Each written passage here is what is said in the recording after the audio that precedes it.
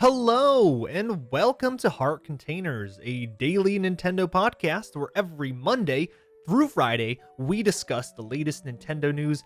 I am your host, as always, Rami Fawaz, and this is the episode for Tuesday, the second day of the work week, March 12th. Monday is over for many of you. You can finally sigh this huge sigh of relief that, hey, we made it, guys. Congratulations. It's always an accomplishment to get through that first day. It's the hardest part of the week, no doubt. We're only one day away from Hump Day, so that's another reason to celebrate. But in terms of Nintendo news, we're kind of light. We're kind of light on news. Yesterday, there wasn't that much to talk about. Kind of funny how that works when you have a weekend where there's a ton of stories brewing, a lot of discussions to be had about Nintendo, and then Monday rolls around, it's pretty quiet. But there was one particular story that I want to get into today. It's a really cool story, actually, by SwitchWeekly.com, particularly Chris Brandwick, who kind of runs that website. Well, each year he's kind of done this state of the Nintendo Switch console where he surveys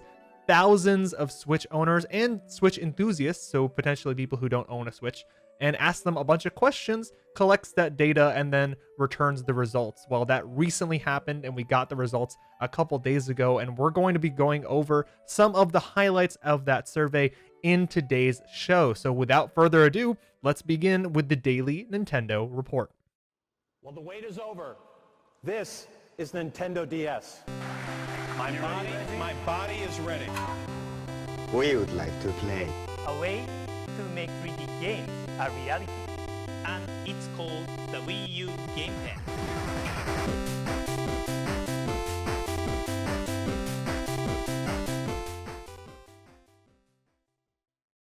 The one and only story on the report today.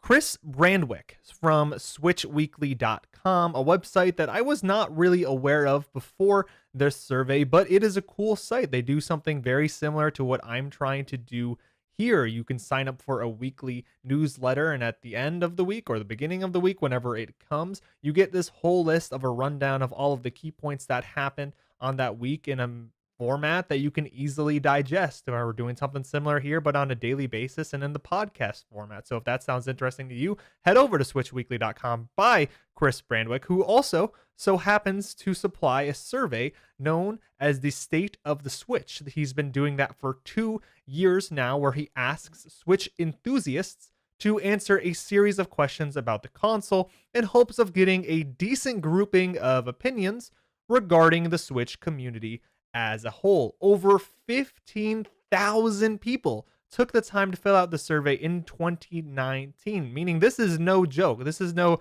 small time straw poll. There is a lot of people talking in these results. Granted, although it is a nice sample size, the people that are being sampled, there is a little bit of a bias there, just because anyone who's interested in owning a Switch or who has a Switch, the 35 million people who own Switches right now, plus they are not necessarily invested in the online communities where the survey was being spread. I saw the survey on Reddit, so it is skewed in that way. I would say that there are more faithful, passionate, hardcore Nintendo fans taking this survey than your just average consumer. So take this with that grain of salt, if you will, where this is a lot of people who filled out the survey. So that means there is a good sample size, but it is also a sample size that is very specific. We're talking about passionate Nintendo fans.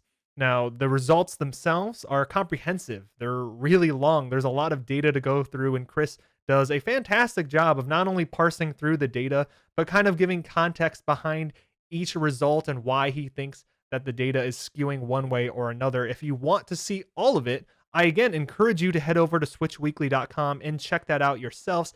I don't want to cover every little bit. I just want to hit the highlights, the things that really stood out to me and that are worth discussing. Again, switchweekly.com. So here's the first little tidbit. Out of 450 respondents, so there are 450 people who said that they do not own a Switch. So again, over 15,000 people participated in this survey, but 450 of them said that, hey, I don't own a Switch. The number one reason why they listed they did not have a Switch just yet was because of price. Price is the number one reason why the people who filled out this survey did not buy a Switch. That's not hard to believe. I mean, that seems to be the most common reason why anyone resists buying a new console after it released. Remember, the Switch is still fairly new, although it just celebrated its second anniversary. It's still hanging out with that original price point. It's still at $300. And although there are people like me who not only can afford to buy a console near launch time for the original pricing, but are so enthused and excited about buying that console, being caught up in the hype, that's not everyone, okay? Whether you're not excited or not really into that culture and you don't care that much to have it right away, or you actually can't, you need to wait until it becomes more affordable, until the value actually matches what you're willing to pay. It doesn't matter. There are plenty of people out there who are waiting for the Switch to drop. And what was curious about this particular survey is that Chris was able to ask for a range or a price segment that people would be okay with, that would start enticing them to join the Switch ecosystem. Well, that price was around $200, a price point that also doesn't surprise me. When you have the Switch itself, as an example, the dock costs $80 if you want to buy it separately. So just removing the dock by itself, you're already dealing with a $220 price point. It always made sense to me that if Nintendo was trying to cut costs with the Switch, if they wanted to, they really could get it to $20, and maybe $22.50 isn't that big of a jump. It's not really going to motivate people, at least not according to this survey, to run out to the stores and buy a Switch. It is almost a free game at $250, but $200, I mean, that's significant. That's a third of the price. That really rings the bells for, hey, the Switch is finally getting a major price cut, and that seems to be the price that people are running towards. I would not be surprised if we actually got an accurate sample of everyone who hasn't bought a Switch yet, who is curious about the console, who intends to buy the console, if that percentage would go higher. Because again, the people who answered this survey, I believe, are the more passionate, the more involved Nintendo fans, but there are plenty of casual fans, younger fans who are looking at the Switch and just cannot fathom that price point, especially on the younger side, who are waiting for perhaps a Switch Mini or a Switch price drop to jump into the Switch's ecosystem and enjoy that library of games that continues to build up year after year into something really substantive. And that's why I feel like price is going to continue to be one of the top reasons why people wait for their Switch purchase. Now, moving on from that, Chris also was able to take a poll on what the top most played games on the Nintendo Switch were for all the people who did own a Nintendo Switch. And no surprise there, the number one most played game on the Nintendo Switch is The Legend of Zelda Breath of the Wild. I say no surprise because it just makes so much sense. It's a game that launched with the system, so it had the longest time to reach this goal of being the most played game. It's also a very high quality game. It's a great game, and it's a game that lasts a long time. I'm willing to wager that a lot of people who answered this question, including myself, still haven't seen everything there is to see in that game. I have not collected all the Korok seeds. Heck, I haven't even gotten all of the heart pieces that I need so that it ends up filling up my life meter to the 100% that I need, to get closer to the end game. There's so much of that game, and it's such a good game, and it came out so early that this is not a shocker whatsoever, especially when you consider the launch window of the Switch. What else was there to really play besides Breath of the Wild? There were a couple other titles here and there, but nothing on the level of Zelda. Number 2 on that list of most played games was Super Smash Bros. Ultimate. Again, we keep hearing about this game time and time out, like time in and time out. Super Smash Bros. Ultimate, a game that released just a few months ago, continues to be at the top of these lists, whether it is most sold, most played, highest attach rate. It continues to be up there. And although it is second place to Zelda, I would not be surprised if it ends up surpassing Zelda by the time the next State of the Switch survey comes around next year, because Super Smash Bros. Is just one of those games. It has the benefit of being a multiplayer title, and multiplayer titles typically have a pretty long lifespan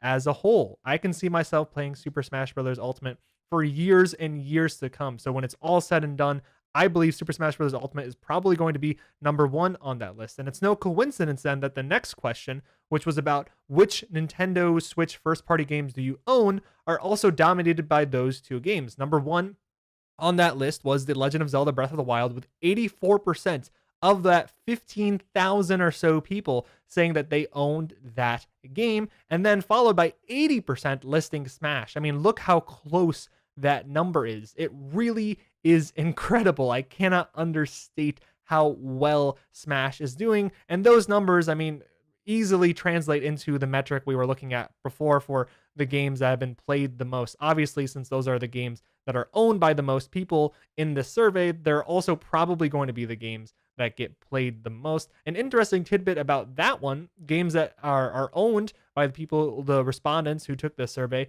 Labo at the very bottom. Labo was at the bottom of this list, with the Labo Variety Kit sitting at 6%. So 6% of the respondents said that they owned the Labo Variety Kit. And again, that's the bottom of the bottom in terms of first party releases for the Nintendo Switch. Doesn't surprise me with what we've learned about Labo in terms of sales over this past year, as well as, again, you got to point out who is filling out this survey. Labo has been marketed from the very beginning to kids, to families. It's not necessarily for people like us who are very, very much invested in the Switch's ecosystem, want to play more, maybe more of the hardcore games. But I'm not saying the Labo isn't a game we would be interested in. Heck, I'm one of the 6%, right? I own the Variety Kit. I put together a couple Labo toy cons. I had my fun with that experience, and I'm looking forward to getting the Labo VR kit when that comes out later in April. But there's no doubt that that number would probably go up from 6% if we were looking at different demographics filling out this survey. 82% of people believe that the Switch deserves to get more ports in the same vein as Mario Kart 8, New Super Mario Bros. U, and the Pokken Tournament games. I like this metric a lot because a common discussion that pops up with the Nintendo Switch ever since Mario Kart 8 Deluxe was announced and released for the console is the Switch getting too many ports? Is it getting too many Wii U ports and other ports from other franchises, series, consoles? I know that there's been debate back and forth about whether or not that's true. Most of it coming down to opportunity cost being the main factor about why people are upset about these ports. They probably played the game in the past. Like if you were a Wii U owner, you played New Super Mario Bros. U at that time period, and now the big game for January this year is New Super Mario Bros. U Deluxe, so you feel maybe cheated by that. You wish you could have gotten a new experience instead of experience you already had. So it's that opportunity cost, right? But my argument has always been, well, ports are significantly easier to make. They take way less resources for Nintendo to bring over to the Nintendo Switch when compared to an actual full-fledged AAA first-party release. I mean, I am willing to wager that if you compare the effort that it took to bring New Super Mario Bros. U onto the Switch and add that extra bit of content to the game, compared to Super Mario Maker 2, it is substantial. There's probably a wide chasm between how much effort it took, how much effort Nintendo had to exert in order to put one of those games and the other. So I never really bought into it. It didn't hurt me very much, even though I am a Nintendo fanboy to an extent. I've owned these consoles. I've owned these games. I owned New Super Mario Bros. U when it came out on the Wii U, and it doesn't bother me that it came out for the Switch as well. And it seems not to bother most people either. At 82%, that is a wide majority of the Nintendo faithful fan base saying, hey, this is okay with me, that this is not that big of a deal. And again, if we surveyed everyone who is possibly interested in the Switch, we would probably get a lot more people who didn't even own a Wii U. And so these Wii U ports are probably way more interesting to those guys as well. I would expect to see that number go up if we actually got a accurate community pulse that surveyed everyone that we possibly could about this topic. Now let's talk about something a little fun here. There was a handful of 50-50 splits. So these metrics that kind of drew right down the little, split the fan base nearly dead in the center that I want to go over. They're kind of fun though. They don't necessarily have a level of importance, but we're going to get into it anyway. Whether or not you got a gray or neon color Switch, that's something that is pretty much 50-50 split, with the main factor leaning towards gray. Apparently people want more gray. I originally chose the neon colored one just because that speaks to me. It screams Nintendo to me, Nintendo handheld specifically, because Nintendo consoles, especially the handhelds, have always kind of been colorful, fun. They don't take themselves too seriously on the outside, and I like that about them. I want to feel like I'm playing a Nintendo console, but I see why gray is also so attractive to people. It's modern, it's sleek. It doesn't look like a toy nearly as much. It looks like an iPad or something.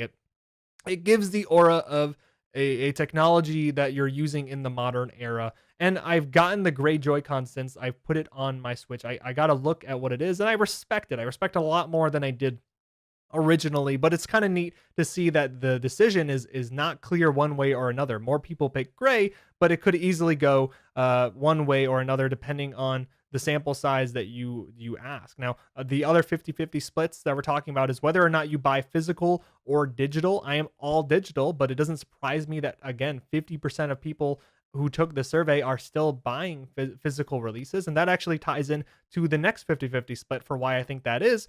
Whether you play mostly in handheld or TV, that's a 50-50 split, just about. There are just as many people playing in TV docked mode than there are in handheld mode. And I'm of the believer that I think digital is the way to go because I play the majority of my Switch in handheld mode. I want to make sure that no matter where I am, I have access to that library so that I can pick up a game and play it whenever I need to. If I'm out and I'm not expecting to run into people who have Switches, but I do, and they say, hey, you want to play Smash? I want to be able to play Smash or Mario Kart or ARMS or whatever it is that is available in the Switch's library that I have. And I worry that I have physical copies, I won't be able to do that. But if there's still 50% of people who are mainly playing the Switch as a home console, not undocking it very often, it absolutely doesn't surprise me that physical sales are just as important as digital sales.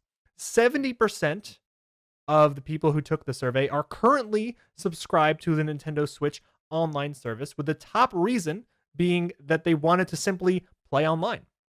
They wanted to play online. They wanted to be part of the Switch ecosystem just for that purpose. That was kind of interesting to me because that's not necessarily my reason. I do want to be able to play online, but if I was going to cite my number one reason, the thing that gets me excited about the value of Nintendo Switch Online, it would be number one, the cloud saves, so that I don't worry about my save data going away, going bye-bye. I already lost my Switch. I talked about that yesterday. I had to get another Switch because my original one broke. And I did lose some saves, not all saves, thankfully, because of cloud saving. But I did lose some saves, and it burns you. It turns you off from a game. I can't play Splatoon 2 anymore because I lost all of my multiplayer data, and I'm just not motivated to jump back into it. So having cloud saves was a big motivating factor for me, as well as the NES library. I still hold on to the hope that they expand it, they add more consoles onto it. I want it to be a virtual console replacement of sorts, and those are 1 and 2 easily of the most important factors for me when it comes to Switch Online. Maybe just because I haven't really fallen in love with a game that has online support right now either. Again, I had Splatoon. I can't play that game anymore. It doesn't affect me very much. Smash Brothers, I know that's a big game for people to play online, but I much prefer to play that game locally. Maybe I'll change my tune when Animal Crossing and Pokemon come out. Those are games that tend to make heavy use of the online functionality, but it is cool to see that the number one reason why people paid or people are utilizing this new Nintendo Switch subscription service is to get a feature that they already probably were using when the Nintendo Switch came out, because again, this was free to begin with and was taken away, so it was just paying basically to get something that you already had. Now here's a little interesting tidbit to add on to that.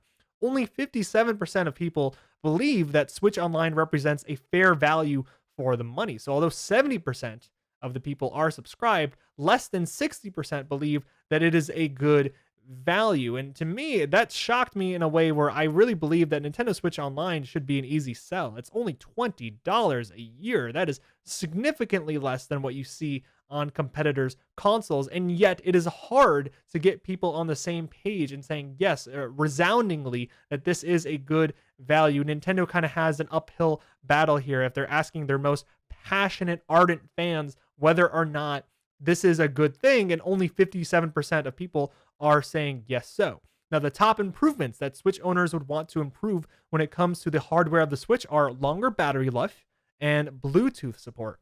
Totally makes sense. I 100% agree with this. I want to be able to play Switch for longer on the battery. Bluetooth support, as someone who plays predominantly in the handheld mode, that makes sense for me as well because I want to be able to use Bluetooth headphones as well as other Bluetooth devices to connect to my Switch natively as opposed to using wired all the time or other means to kind of get over those hurdles. So those are the 1 and 2 features that people want the most with the Switch. Top franchises that respondents wanted to see brought back or brought to the Switch in general, top Nintendo first party franchises were in order F-Zero, Pikmin, and then Metroid.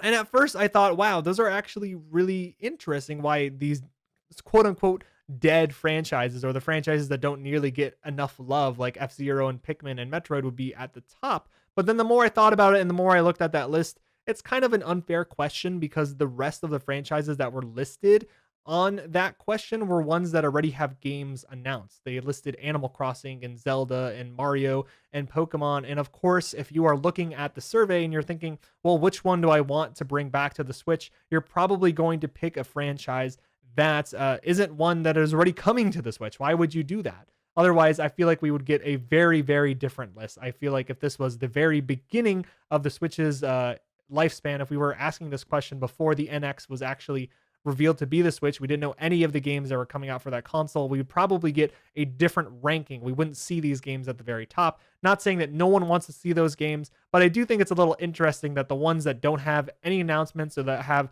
the least amount of announcements, like Metroid, are the ones that are top here, and the ones that have games coming for sure or who have already had their time to shine on the Switch are the ones at the bottom of the list. Third-party franchises, the top 2 are Persona and Kingdom Hearts. No surprise there either. Those are franchises that either do have a presence on handheld devices or do have a history with Nintendo in the past. I think Persona, with how well Persona 4 Golden did on the Vita, a lot of people are holding out hope that Persona 5 will come to the Switch, especially with that Joker DLC coming to Super Smash Bros. Kingdom Hearts, it's had this kind of love affair with Nintendo. Kingdom Hearts has always had an outing on a Nintendo handheld device since the Game Boy Advance. So there is a passionate fan base who also love the Kingdom Hearts franchise, but on Nintendo consoles. And of course, this is Kingdom Hearts fever. You know, this is the year of Kingdom Hearts as the 3rd installment finally released this year after what, like a decade plus. So I know that people are really into that franchise right now. No surprise to see those 2 games. And the last question that I want to cover from the survey is that 90% of respondents would rather have a Switch Pro than a Switch Mini. And again, at first I thought, okay, well, if we keep hearing more and more rumors about a Switch Mini, which seems to be the more likely option, tying into that very first question that we talked about originally, dropping in price. If you made a Switch Mini, you probably could get the price down to $200. That would be great for those 450 respondents who said the number one reason why they don't have a Switch is because of price. And it's also great for the demographics out there who can't afford a Switch at the $300 price point. But when you think about it, who's answering this survey?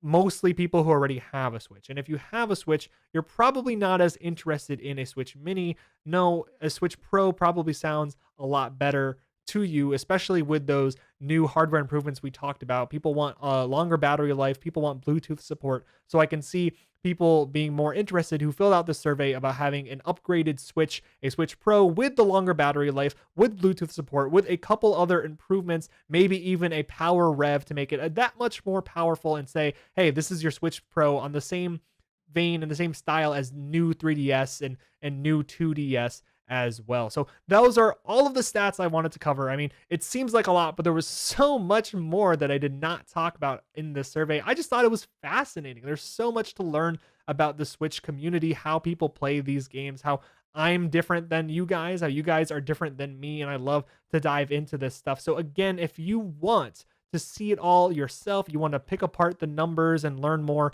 about Nintendo Switch in 2019 and before 2019, you want to know about these 15,000 people who filled out the survey, head over to Switch Weekly. Thank you, Chris Brandwick, for putting this together because it was very insightful. I don't know where else we're going to get information like this, even though it is skewed to the hardcore, Nintendo faithful. It's still nice to have this information. And that's everything that I had to talk about. Again, a pretty slow news day on Monday. Not a lot of stories to cover in terms of Nintendo news, but I'll let you know if that changes in the near future. If you want to reach out to me in any particular way, you can head over to the website heartcontainerspodcast.com, or you can talk to me on Twitter. My Twitter handle is @RomeFawaz. That's ROMEFAWAZ, not to be confused with the name Rami Fawaz. It's a story. It's a story for why that's Rome Fawaz for another day. But this has been Heart Containers for Tuesday, March 12th. We will be back on Wednesday, as we are every day. It is a daily show to talk about all the new news that came out, and we'll be back talking about more Nintendo. So please join us tomorrow morning, and I hope you guys have a fantastic rest of the day.